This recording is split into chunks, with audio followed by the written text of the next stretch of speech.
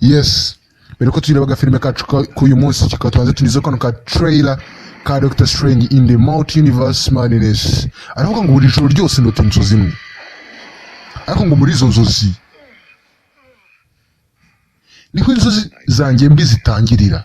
Yes, another film from Marvel Studios. Tujye kuba twakareba no kuri Cham TV ubuzagacika. Wanakoze icyo nifite gukora kugira ngo ninde uno mubumbe wacu Strange kandi ubwiza kuri nawe akontrola buri kimwe. From director Sam Raimi yagukoreye udufilime twinshi twahatari kuva muri Marvel Studios. Ngo ikintu wakoze cyo kwihagarika igihe cyakinguye iyindi miryango y'izindi si.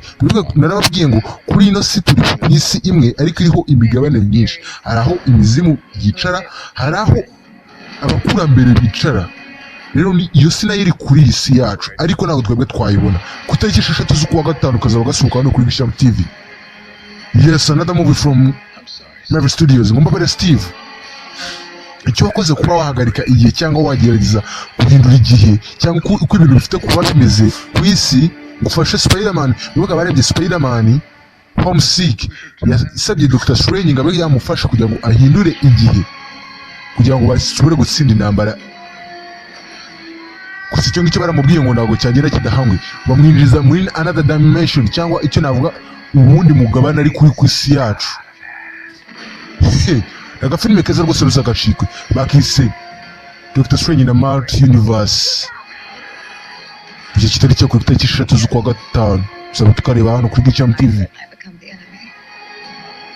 Kazaba ari agafilime keza kandi murabizi Marvel Studios nanjye ntabwo tujya dukora ubufilime bubi, sibyo se?